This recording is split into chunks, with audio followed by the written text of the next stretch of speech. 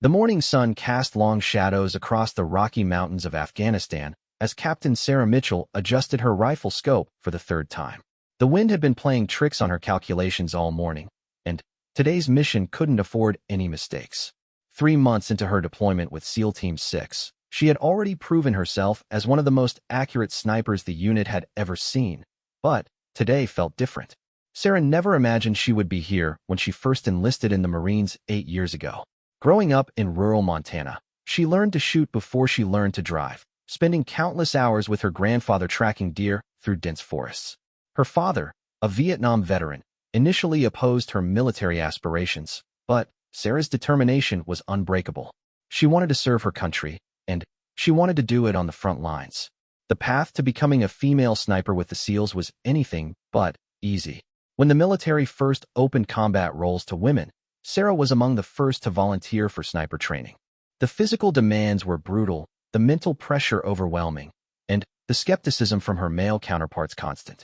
Many nights she questioned whether she belonged, but every morning she returned to training, driven by something deeper than personal ambition.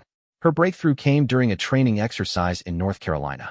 While other candidates struggled with a particularly challenging long-range shot in heavy wind conditions, Sarah's years of hunting in Montana's unpredictable weather gave her an edge. She made the shot that others missed, and suddenly, the whispers changed from doubt to respect. Her commanding officer, Lieutenant Colonel Hayes, saw potential that even Sarah hadn't recognized in herself. The selection process for SEAL operations was even more demanding. Sarah endured months of specialized training, learning not just marksmanship, but advanced reconnaissance, survival techniques, and the complex teamwork that SEAL missions required. She studied the psychology of long-range combat, understanding that being a sniper meant more than just pulling a trigger. It meant becoming invisible, patient, and deadly accurate when lives depended on it. Her teammates in Afghanistan initially treated her with cautious professionalism. Team leader Commander Jake Martinez had worked with female soldiers before, but never in the specialized role Sarah would fill. Sergeant Mike Thompson, the team's communications expert, was openly skeptical about integrating a woman into their tight-knit unit. The other team members, including demolitions specialist Carlos Rivera and medic Tommy Chun, adopted a wait-and-see attitude. Sarah understood their hesitation. These men had fought together for years, trusting each other with their lives in the most dangerous situations imaginable. She was the unknown variable, and, in their world, unknown variables could get people killed. She didn't expect immediate acceptance. She planned to earn it through performance and reliability. The Afghanistan terrain was unlike anything Sarah had experienced during training. The mountains were higher, the weather more unpredictable, and the enemy more cunning than any simulation could replicate. Taliban fighters knew these mountains like their own backyards, using caves, ridgelines, and weather patterns to their advantage. For a sniper, this environment was both a challenge and an opportunity. During her first few missions, Sarah proved her worth in small but significant ways. She spotted enemy positions that others missed, made difficult shots under pressure, and demonstrated the kind of calm focus that separated good snipers from great ones. Her teammates began to trust her capabilities, though full acceptance would take longer. The mission that would change everything began with routine intelligence gathering. Command had received reports of increased Taliban activity in a remote valley near the Pakistan border. The area was strategic, providing a corridor for moving weapons and personnel between safe havens. SEAL Team 6 was tasked with conducting surveillance and, if possible, disrupting enemy operations. Sarah's role was crucial. As the team's designated marksman, she would provide overwatch during the mission, protecting her teammates from elevated positions while gathering intelligence on enemy movements. The terrain was perfect for sniper operations, with multiple vantage points and clear lines of sight across the valley. Commander Martinez briefed the team on the mission parameters. They would insert via helicopter before dawn, establish observation posts, and monitor the area for 48 hours.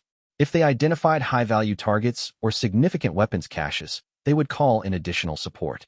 The mission seemed straightforward, but Sarah had learned that in Afghanistan, nothing was ever as simple as it appeared. The team prepared their equipment with methodical precision. Sarah cleaned and calibrated her rifle, a customized M24 sniper weapon system that had become an extension of herself. She checked her ammunition, verified her scope settings, and reviewed topographical maps of the target area. Every detail mattered when lives hung in the balance. Weather reports indicated a storm system moving through the region within the next day. In Afghanistan's mountains, storms could be sudden and severe, with visibility dropping to zero and temperatures plummeting. Sarah had operated in bad weather before, but the forecast suggested this would be particularly challenging. As the team loaded into the helicopter for insertion, Sarah felt the familiar mix of anticipation and focus that preceded every mission. She had proven herself capable, but the voice in the back of her mind reminded her that in combat, past performance was no guarantee of future success. Each mission brought new variables, new challenges, and new opportunities for both success and failure. The helicopter lifted off into the pre-dawn darkness, carrying 6 warriors toward a valley where Sarah would face the greatest test of her career. She checked her equipment one final time, ran through her mental checklist of procedures, and prepared for whatever the next 48 hours would bring. In the darkness of the aircraft, Sarah couldn't know that this mission would push her to the absolute limits of her training, her endurance, and her will to survive. She couldn't know that within hours, her teammates would believe she was dead, or that she would have to draw on every skill she had ever learned just to stay alive. But as the helicopter flew deeper into Taliban territory, carrying her toward a destiny she couldn't imagine, Sarah Mitchell was ready for whatever came next. She was a United States Marine, a trained sniper, and a member of one of the world's most elite fighting units. Whatever challenges awaited in that remote valley, she would face them with the same determination that had brought her this far. The storm clouds gathering on the horizon seemed almost symbolic as the helicopter disappeared into the Afghan night, carrying Sarah toward a confrontation that would test everything she believed about herself, her training, and her ability to survive against impossible odds. The helicopter's rotors cut through the thin mountain air as Sarah and her team approached the landing zone. Below them, the Afghan landscape stretched out in shades of gray and brown, broken by deep valleys and jagged peaks that seemed to reach toward the stars.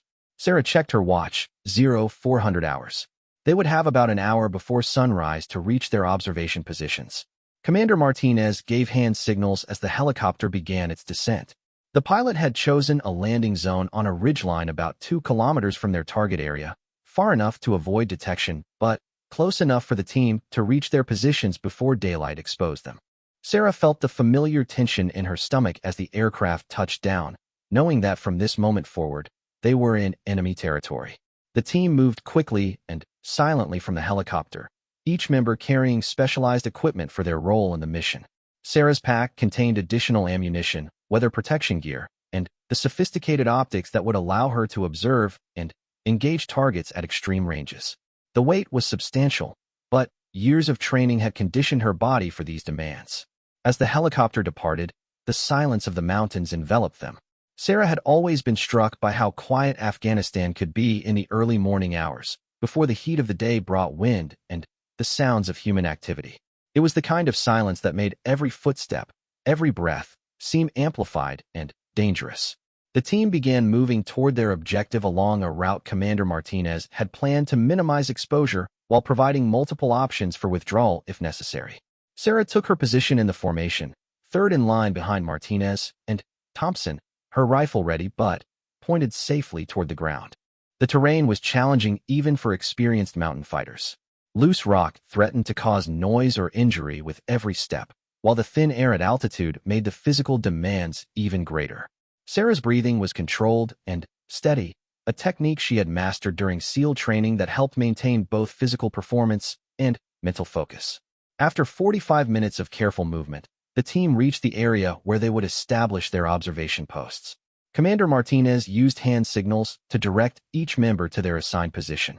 Sarah's post was on a rocky outcropping that provided excellent views of the valley below while offering natural concealment and multiple escape routes. Sarah began the methodical process of preparing her sniper position. She arranged rocks to create a stable rest for her rifle, positioned herself to minimize her silhouette against the skyline, and established reference points that would help her quickly engage targets if necessary. Every movement was deliberate and practiced, the result of countless hours of training in similar environments. Through her scope, Sarah began her systematic observation of the valley below. The magnification revealed details invisible to the naked eye: footpaths worn into the mountainside, areas where the vegetation had been disturbed, and structures that might be used for shelter or weapon storage. She made careful notes on a waterproof pad, recording everything that might be tactically significant. The sunrise painted the mountains in brilliant colors, but Sarah barely noticed the beauty. Her focus was entirely on the tactical situation developing below. Through her scope, she identified several buildings that appeared to be in use, evidenced by cooking smoke and the presence of vehicles that hadn't been there in satellite photos from the previous week. At 0800 hours, Sarah observed the first human activity in the valley. 3 men emerged from one of the buildings, carrying what appeared to be military-style rifles. They moved with the confidence of people on familiar ground, suggesting this was indeed an active Taliban position. Sarah keyed her radio to report the sighting to Commander Martinez. Overwatch to team leader. I have eyes on 3 military-age males with weapons, moving south from the main structure, Sarah whispered into her microphone. The radio crackled softly with Martinez's acknowledgement, and Sarah continued her observation, tracking the men's movement and noting their behavior patterns. Throughout the morning, activity in the valley increased steadily. Sarah counted at least 15 individuals, most carrying weapons, some moving supplies between buildings. The pattern suggested this was more than a temporary camp. It appeared to be a well-established base of operations for Taliban forces in the region. The intelligence value of what Sarah was observing was significant. This wasn't just a way station for fighters moving between Pakistan and Afghanistan. It was an operational hub that could support planning and launching attacks throughout the region. The information her team was gathering could lead to operations that would seriously disrupt Taliban capabilities in this area. At midday, Sarah noticed a change in the weather. Clouds that had been building on distant peaks were moving closer, and the wind was picking up significantly. She had enough experience in mountain environments to recognize the signs of an approaching storm, and weather reports had predicted severe conditions for this area within the next 24 hours. Sarah reported the weather change to Commander Martinez, who acknowledged that they might need to extract earlier than planned if conditions deteriorated. Mountain storms in Afghanistan could be deadly, with temperatures dropping rapidly and visibility reduced to 0 within minutes. The team's extraction plan included provisions for emergency pickup if weather made their original timeline impossible. The afternoon brought more concerning developments. Sarah observed vehicles arriving in the valley, pickup trucks, and motorcycles that suggested an increase in personnel or supplies. Through her scope, she could see men unloading what appeared to be wooden crates from the vehicles. The size and shape of the crates suggested they might contain weapons or ammunition. More troubling was the appearance of individuals who seemed to be conducting their own surveillance of the surrounding mountains. Sarah watched through her scope as men with binoculars systematically scanned the ridgelines where her team was positioned. She couldn't tell if they had spotted any signs of the SEAL team's presence, but their behavior suggested heightened security awareness. As afternoon turned toward evening, the weather continued to deteriorate. Wind gusts were becoming stronger and more frequent, making long-range shooting increasingly difficult and threatening to compromise the team's concealed positions. Sarah reported wind speeds and direction to Martinez, providing information that would be crucial for planning their extraction. The storm that weather forecasts had predicted was approaching faster than expected. Sarah could see dark clouds building beyond the peaks to the west, and the air pressure changes were noticeable even at their elevation. Lightning flickered in the distance, and Sarah knew that within hours, the mountains would be engulfed in a severe thunderstorm. Commander Martinez made the decision to request early extraction. The intelligence they had gathered was valuable enough to justify the mission's success, and remaining in position during a severe storm would expose the team to unnecessary risk. Sarah began preparing to displace from her position, carefully packing her equipment and removing any trace of her presence. The extraction plan called for the team to move to an alternate landing zone about 3 kilometers from their current positions.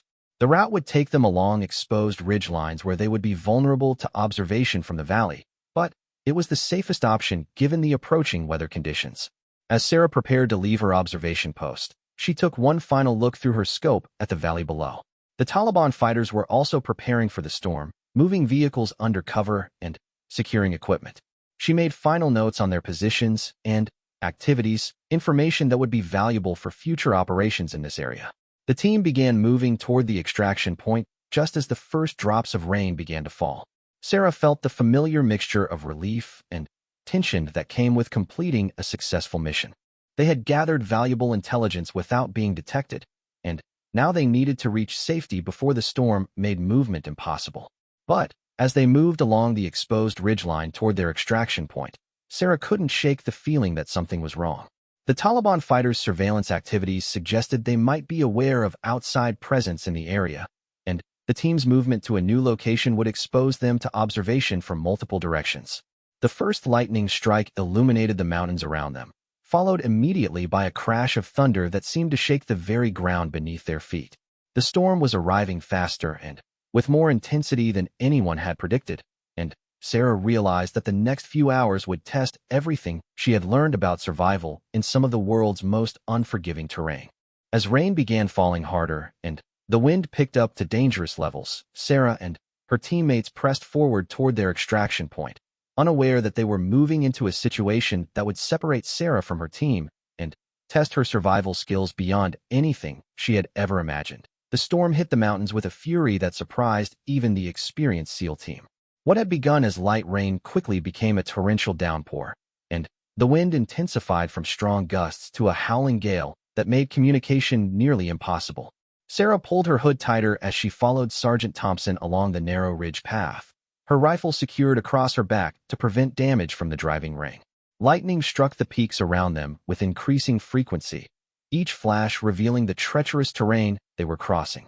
The path that had seemed manageable in daylight was now slick with rain, and increasingly dangerous as visibility dropped to just a few meters. Sarah had to trust that Thompson knew where he was going, because she could barely see his silhouette ahead of her in the storm. Commander Martinez's voice crackled through her radio, barely audible above the wind. "Team, we need to find shelter until this passes. The extraction bird can't fly in these conditions." Sarah acknowledged the transmission, though she wasn't sure if her response made it through the interference caused by the electrical activity surrounding them.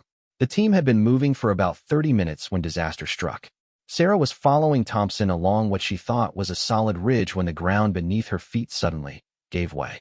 The rain had saturated the soil, causing a section of the narrow path to collapse just as she stepped on it. One moment she was walking behind her teammate, and the next she was tumbling down a steep slope into complete darkness. Sarah's training kicked in automatically as she fell. She tried to control her descent, grabbing for anything that might stop or slow her fall, but the wet rocks and loose soil provided no secure handholds. Her rifle, secured with a sling, banged against her back as she tumbled, and she could feel equipment bouncing loose from her pack. The fall seemed to last forever, though it probably took less than 30 seconds. When Sarah finally came to rest against a large boulder, she was bruised, disoriented, and completely separated from her team. She lay still for several minutes, conducting a mental inventory of her condition. Nothing seemed broken, though her left shoulder was extremely painful and her head was ringing from where she had struck something during the fall. More concerning was her situation. She was alone, injured, and separated from her team in hostile territory during a severe storm. Sarah activated her radio, trying to contact Commander Martinez, but received only static. The combination of the storm's electrical interference and her position at the bottom of a ravine made communication impossible. She was on her own, at least until the storm passed, and she could reach higher ground where her radio might work again. Taking inventory of her equipment, Sarah discovered that she had lost some items during the fall, but her rifle was intact, and she still had most of her ammunition. Her pack had been damaged, but her survival gear was mostly still secured. She had water, emergency food, and the basic equipment needed to survive for several days if necessary.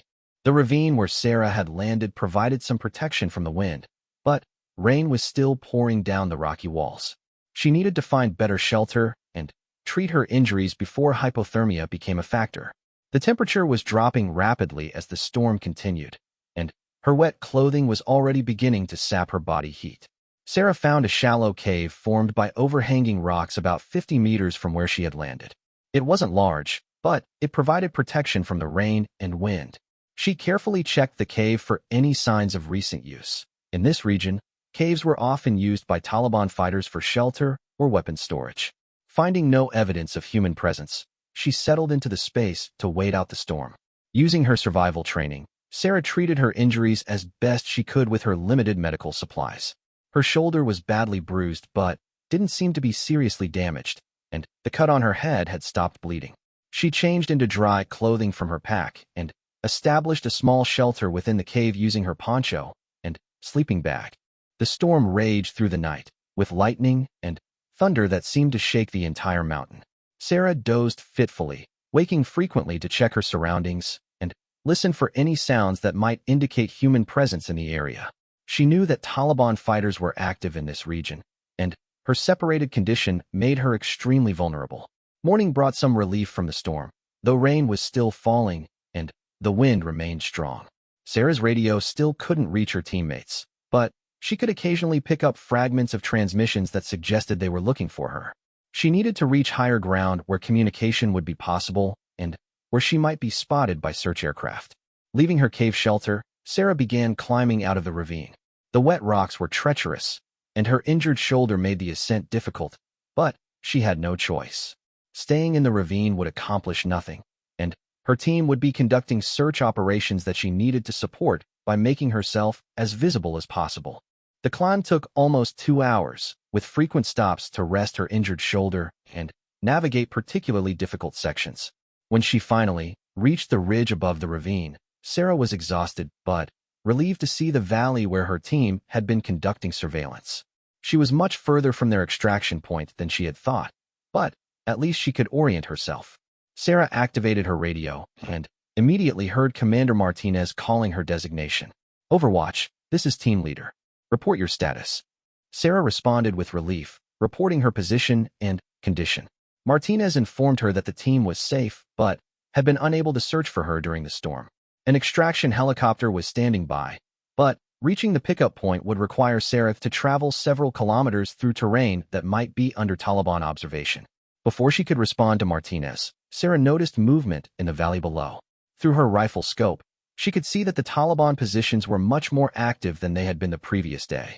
Vehicles and personnel were moving between buildings, and several men were positioned on high points around the valley with binoculars and radios. More concerning was what she saw when she focused her scope on the path her team would need to use to reach the extraction point. Taliban fighters had established observation posts along the route, clearly conducting their own search operations. Whether they were looking for the SEAL team or conducting routine security patrols was unclear, but their presence made movement extremely dangerous. Sarah reported her observations to Commander Martinez. "Team Leader, I have multiple enemy positions between your location and the extraction point. It looks like they're conducting active searches of the area." Martinez acknowledged her report and asked for more detailed information about enemy positions and strength. From her elevated position, Sarah could provide invaluable intelligence about Taliban movements in the valley. She spent the next hour conducting detailed observations, mapping enemy positions, and identifying safe routes her team might use to avoid detection. Her role had shifted from separated teammate to Overwatch sniper, and she was in a position to provide crucial support for her team's extraction. The situation became more urgent when Sarah observed Taliban fighters moving in the direction of her team's last known position. She couldn't tell if they had detected signs of the SEAL team's presence or if this was routine patrol activity, but the timing suggested the enemy might be actively hunting for foreign forces in the area. Sarah faced a critical decision. She could attempt to rejoin her team by moving through dangerous terrain under enemy observation, or she could remain in her current position where she could provide sniper support and intelligence. Her training and instincts told her that her team needed her eyes and rifle more than they needed her physical presence. Commander Martinez seemed to reach the same conclusion when Sarah reported the enemy movements. "Overwatch, maintain your position and provide intelligence. We're going to need you to cover our movement to the alternate extraction point." Sarah acknowledged the order, knowing that her teammates' lives now depended on her ability to spot threats and, if necessary, engage enemy forces from her isolated position. As her team began moving through the dangerous terrain below, Sarah settled into her sniper position with the focus and determination that had made her one of the military's most effective long-range fighters. She was alone, injured, and surrounded by enemy forces, but she was exactly where her training and skills could make the difference between her team's successful extraction and a potential disaster. The storm was beginning to clear, but Sarah's real test was just beginning. From her position on the ridgeline, Sarah watched through her scope as her teammates moved carefully through the valley below. They were still nearly 2 kilometers from the alternate extraction point, and Taliban forces were positioned along multiple routes they might use. The situation was becoming increasingly dangerous with each passing hour as more enemy fighters arrived in the area. Sarah's radio crackled with Commander Martinez's voice. "Overwatch, we have movement to our north. Can you confirm?" Sarah adjusted her scope and quickly located what Martinez had spotted: 3 Taliban fighters moving along a trail that would intersect with her team's route in about 15 minutes. She keyed her radio to respond, but before she could speak, she heard voices much closer than she expected. 2 Taliban fighters were climbing up the same ridge where Sarah had positioned herself, moving in her direction and speaking in urgent tones. Sarah couldn't understand their words, but their body language suggested they were conducting a search operation. They were armed with assault rifles and radios, and one of them was scanning the ridgeline with binoculars. Sarah faced an immediate tactical decision. She could engage the 2 fighters approaching her position, but rifle fire would reveal her location to every Taliban force in the area. She could try to hide and hope they passed without detecting her, but if they found her, she would be trapped with no support.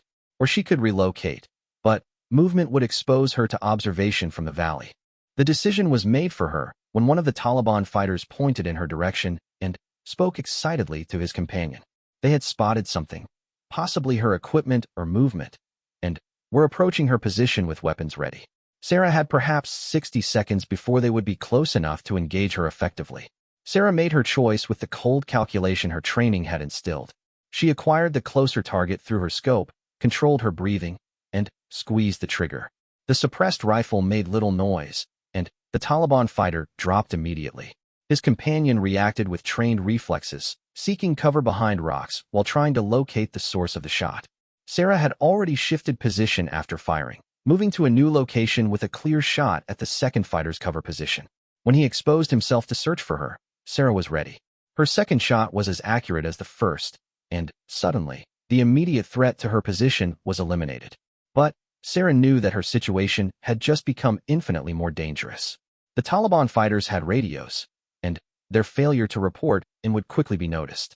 She had perhaps 10 minutes before search teams would be dispatched to her general area, and her elevated position that had been an advantage for observation was now a liability that made her visible from multiple directions.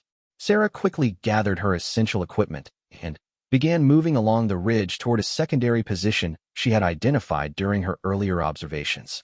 She left behind everything that wasn't absolutely necessary, keeping only her rifle, ammunition, water, and radio. Speed and concealment were now more important than comfort or complete equipment. As she moved, Sarah maintained radio contact with her team. "Team leader, I've engaged 2 hostiles at my position. Expect increased enemy activity in your area within 10 minutes. Martinez acknowledged her report with professional calm, but Sarah could hear the concern in his voice. Her engagement had potentially compromised the entire mission. Sarah reached her new position just as she observed Taliban reinforcements moving toward her previous location. Through her scope, she could see at least a dozen fighters spreading out to search the ridgeline where she had been positioned. Their movement was coordinated and professional, suggesting these weren't amateur insurgents, but experienced fighters familiar with counter-sniper tactics. From her new position, Sarah could still observe her team's route toward the extraction point, but her ability to provide effective sniper support was compromised by her need to remain hidden from the search teams hunting her. She was now playing a deadly game of hide and seek with an enemy that knew approximately where she was and had superior numbers. Commander Martinez's voice came through her radio with new urgency. "Overwatch, we have a problem. Enemy forces are moving to cut off our route to the extraction point. We need immediate support." Sarah looked through her scope and saw what Martinez was referring to. Taliban fighters were setting up positions that would create an ambush along the only viable path to the landing zone. Sarah faced the most difficult decision of her military career. She could engage the Taliban ambush positions, potentially saving her teammates, but certainly revealing her location to the forces hunting her.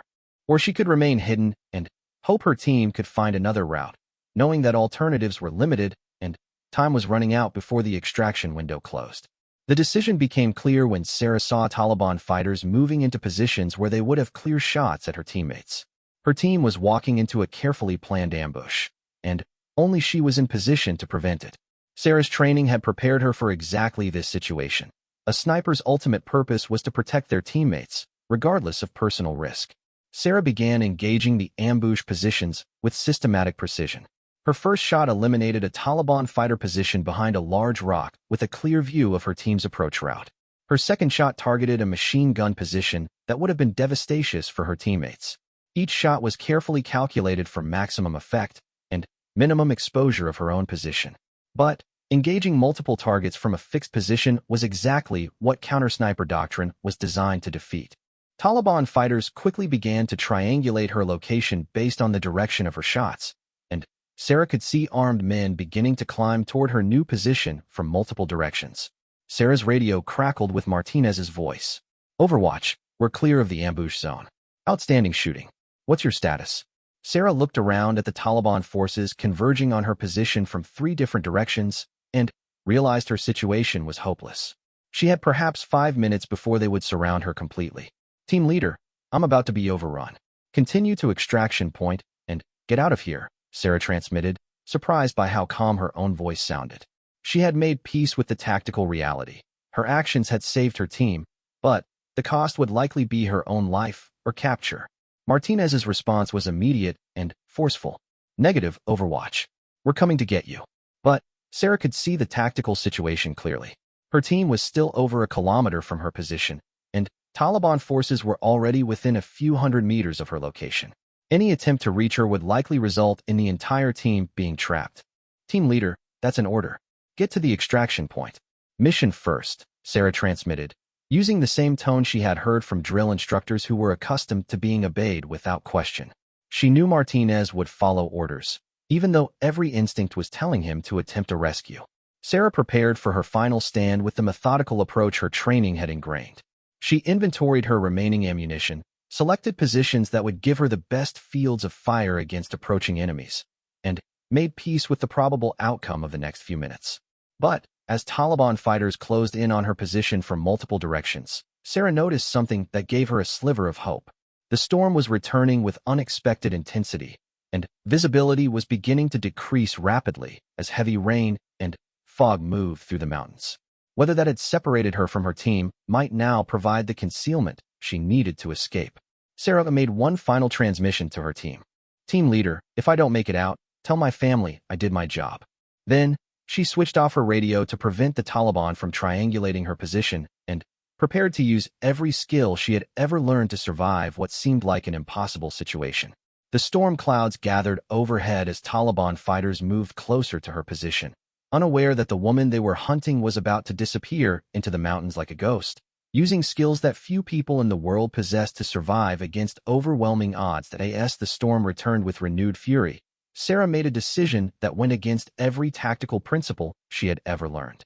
Instead of seeking high ground or defensible positions, she moved directly down into the deep ravine where visibility was nearly zero, and the sound of her movement would be masked by rushing water and wind. The Taliban fighters hunting her would expect her to seek elevated positions for better fields of fire. They wouldn't expect her to disappear into the terrain like a ghost. Sarah's descent into the ravine was treacherous in the extreme weather, but her years of training in mountain environments gave her advantages her pursuers lacked. She moved with practiced silence despite the loose rocks and rushing water, using techniques learned during survival training to minimize her sound signature while moving quickly through dangerous terrain. The Taliban search teams spread out across the ridgeline above her, their voices echoing through the mountains as they coordinated their hunt. Sarah could hear them calling to each other in Pashto, their frustration evident as they found no trace of the sniper who had disrupted their ambush. The storm was working in her favor, making tracking impossible and forcing her pursuers to rely on visual searches in near-zero visibility. Sarah followed the ravine for nearly an hour, moving away from the immediate search area while staying below the ridgeline where Taliban forces were concentrated. The route was difficult and dangerous, requiring her to cross rushing streams and navigate around obstacles in the dark, but it was taking her toward a position where she might be able to contact her team or reach an alternate extraction point. When Sarah finally climbed back to higher ground, she was several kilometers from where the Taliban search had been concentrated. The storm was beginning to clear again, providing better visibility but also increasing her exposure to observation. She activated her radio for the first time in over an hour, hoping to contact Commander Martinez. The radio crackled with static before Martinez's voice came through clearly. Any station, this is Team Leader. Overwatch, please respond if you copy.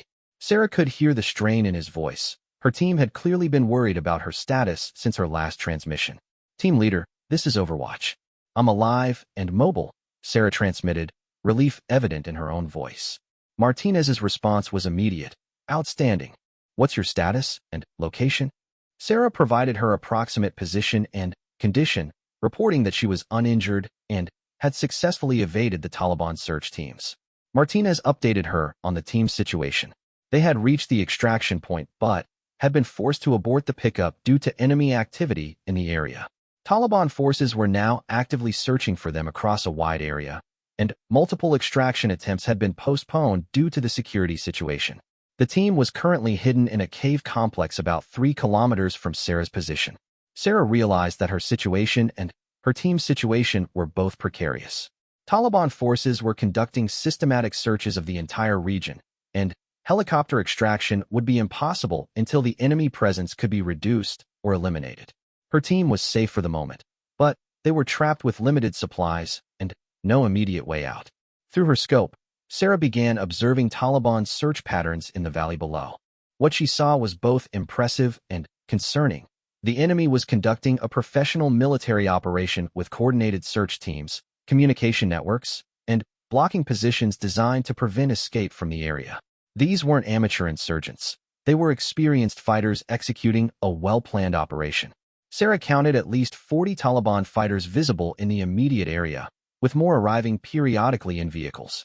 They had established checkpoints on all major routes out of the region and were conducting systematic searches of caves and terrain features where foreign forces might take shelter. The scope of their response suggested they understood the intelligence value of capturing or killing a U.S. Special Operations team.